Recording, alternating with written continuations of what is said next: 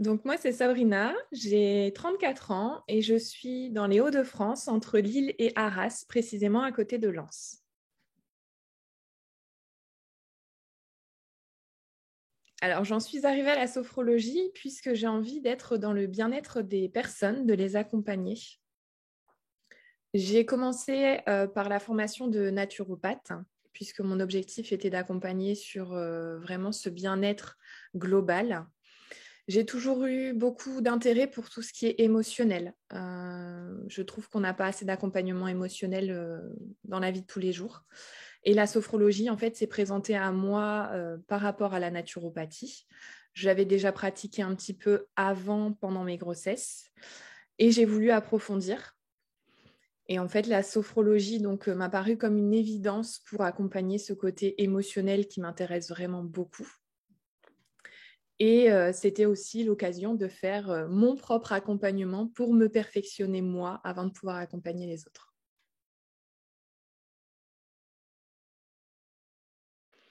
Donc, j'ai été formée chez Subdo Sophro pour une période de 5 mois en distanciel.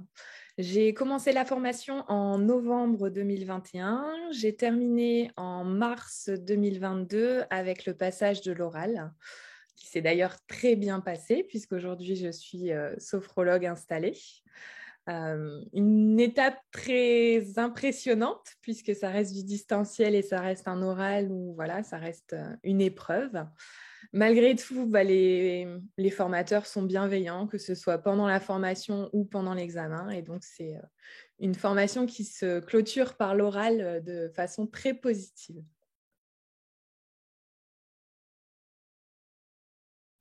Alors, la formation Sub de Sophro, ce qu'elle m'a apporté déjà, c'est un bien-être personnel. Puisque avant d'être sophrologue et d'accompagner d'autres personnes, je pense qu'il faut déjà s'accompagner soi-même. Et aujourd'hui, je suis épanouie personnellement et en plus professionnellement, puisque j'adore ce que je fais dans mon quotidien avec la sophrologie.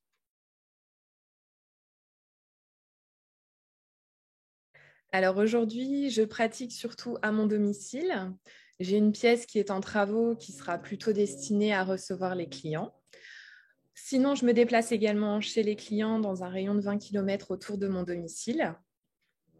Et j'ai également en projet d'intervenir auprès des institutions peut-être plutôt médicales, mais également auprès des entreprises, notamment les plateformes téléphoniques, les centres de call, pour avoir travaillé en fait dedans avant d'être dans ce domaine de bien-être.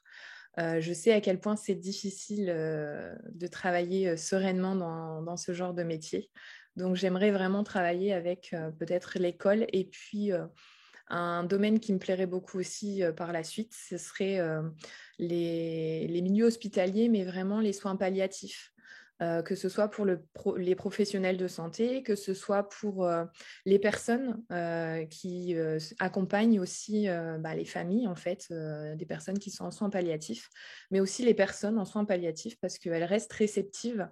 Parfois, on n'a plus de contact et pour l'avoir vécu personnellement, je sais que c'est important aussi bien pour le patient que pour la famille, mais aussi pour les professionnels de santé. Donc, c'est un domaine que j'aimerais approfondir par la suite.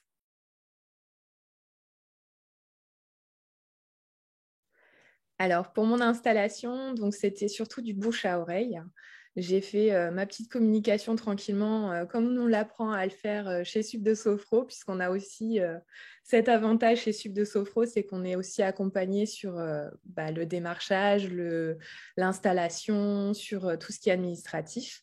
Donc, j'ai fait ma petite communication tranquillement. Je me suis fait accompagner avec un peu d'aide par les professionnels de la communication, puisque chacun son métier. Et donc, j'ai fait ma petite communication tranquillement sur les réseaux sociaux, autour de moi, des flyers, des petites cartes de visite. Et puis, voilà, le bouche à oreille fait son effet. Et puis, j'ai également créé mon agenda sur la plateforme Crénolib pour avoir cette gestion en moins, puisque l'agenda, c'est quand même une grosse partie. Et d'être dérangé pendant les créneaux, c'est pas toujours évident non plus de ne pas pouvoir répondre. Donc, je pense que dans la sophrologie, on apprend à nos clients à être autonomes. Et aujourd'hui, je veux qu'ils soient autonomes aussi pour gérer leurs propres rendez-vous. Et voilà.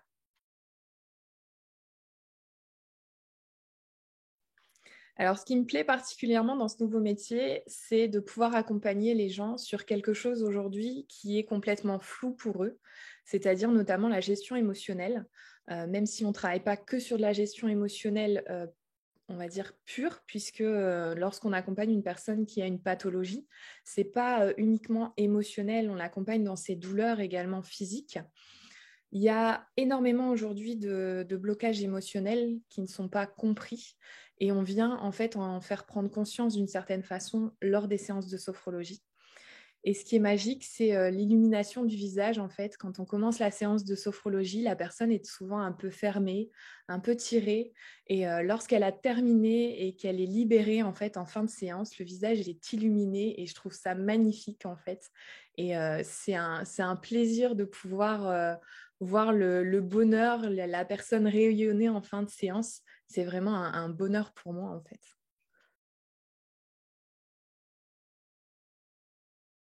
Donc, ce que ça m'a apporté, la formation de sophrologue personnellement, déjà beaucoup de bien-être pour moi, beaucoup d'épanouissement dans ma vie personnelle, puisqu'à aujourd'hui, ben, je gère beaucoup mieux mes émotions, mes propres émotions.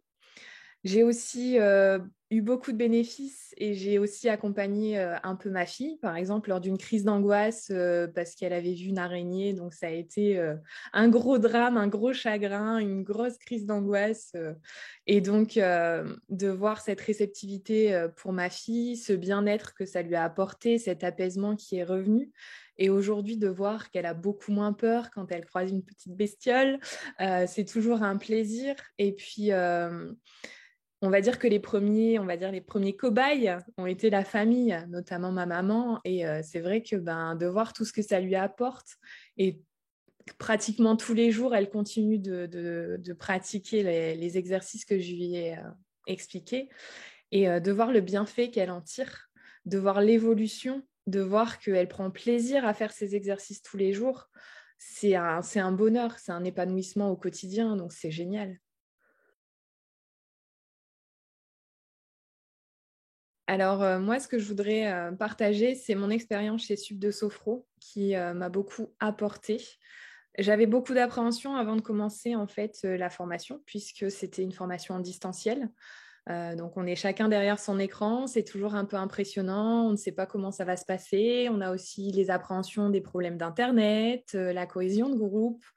Et au final, tout s'est très bien passé. Il y a énormément de bienveillance de la part des formateurs qui sont très à l'écoute, qui voilà, font vraiment le nécessaire pour qu'on soit vraiment intégré.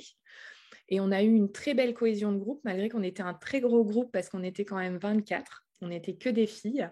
Malgré tout, ça s'est très, très bien passé. Moi, j'avais une appréhension parce que je me suis dit, ça va être chacun dans son coin, on va peut-être faire nos exercices un peu chacune de son côté.